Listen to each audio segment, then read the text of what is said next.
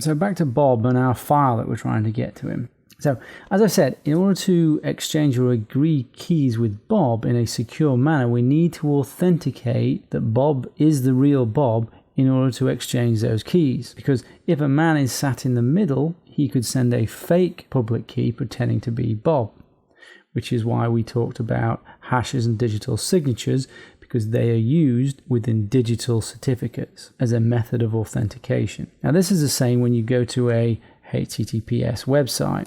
They have a public key which you're using to exchange session keys in order to start your encryption, but you need to authenticate to make sure that that public key is legitimate. Now, one solution, and the solution that is used on the internet, is to use digital certificates that are digitally signed in a chain of trust. So X.509 is the standard most used for the security digital certificates.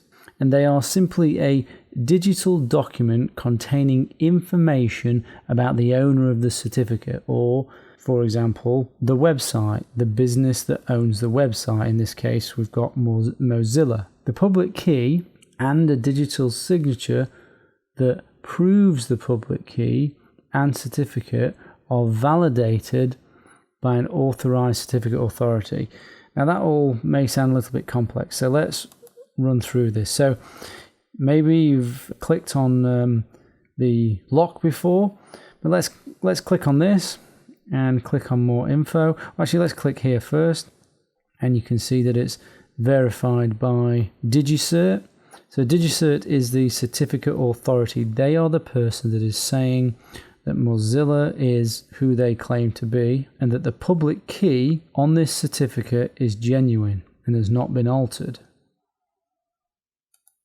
So let's actually look at the certificate itself. Down the bottom here, we can see the negotiated algorithms. Let's view the certificate. So this certificate is valid for this domain only. It's validating this organization, and it has been issued by DigiCert. These are fingerprints. Don't need to concern too much about these. You can think of those as really a unique number. They're a hash against a certificate. So it's really just a unique number for this particular certificate. If we dig into the details,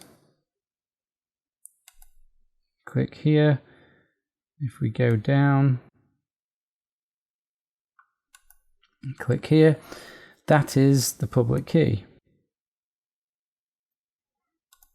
And we can see this is an RSA public key. So if we encrypt something with that public key using the RSA algorithm, only Mozilla's private key can decrypt it. Now if we go a little bit further down, we'll see the digital signature algorithm. So this is SHA-256 with RSA encryption. So remember that a digital signature is a hash value that has been encrypted with the issuer's private key.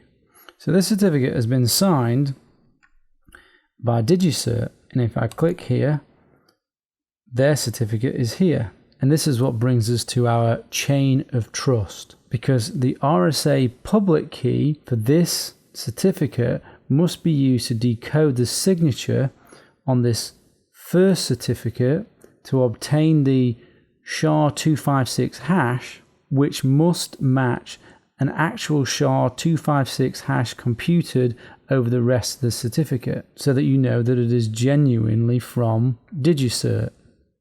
And the same process happens to validate that this certificate is valid, going back to this one up the chain of trust, which is the root certificate. How do we know that this one is valid and that we can trust this one?